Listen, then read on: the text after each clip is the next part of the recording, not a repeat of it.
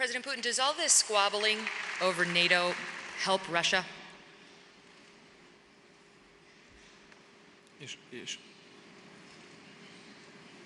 Ссора вокруг НАТО? Squabbles around NATO, do they help Russia?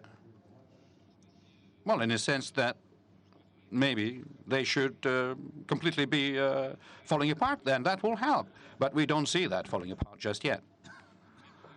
Well, it's been more than once that I asked myself a question and raised it publicly because NATO was established as a Cold War instrument in a fight against the Soviet Union and the so-called Warsaw Pact. There's no longer any Warsaw Pact nor Soviet Union, but NATO is still there. Now, the question is, what for?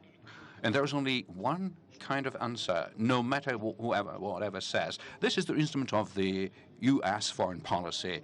And if somebody likes it, all right, that's the way it should be. But most importantly is that for the processes that NATO has always been talking about, transformation of that treaty into a political organization as the kind of an organization which creates the elements of stability in the world. If that is the case, this is all right. But so far, it doesn't happen that way.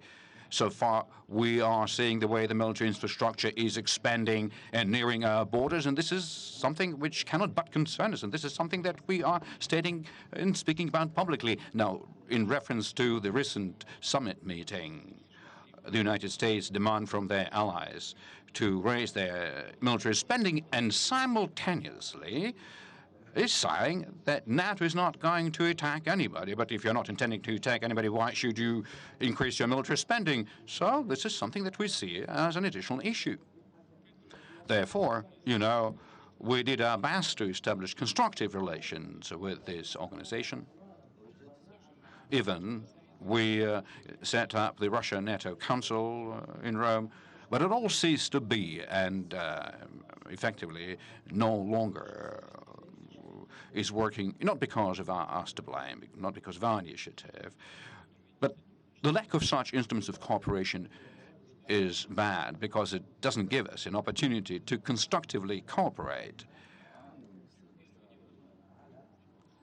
to try and eliminate the current problematic agenda items. So people are saying that NATO is supposed to more actively fight against terrorism.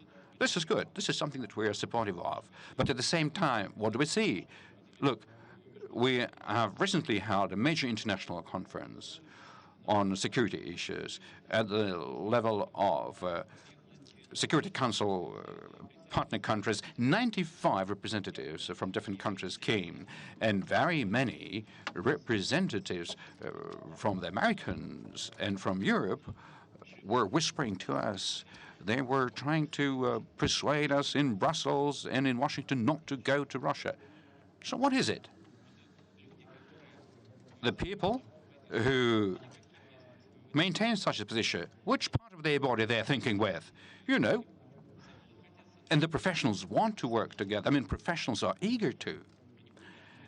They do understand the importance of such an interaction, the importance of being able to exchange information. Well, at the political level, people are being transported around in armored vehicles.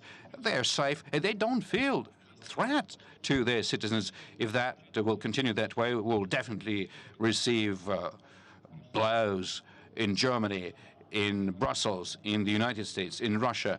I mentioned it more than once. We need to unite our efforts in combating main threats, one of which is terror. If this is where we would need to work together in a constructive way, we will definitely be cooperating.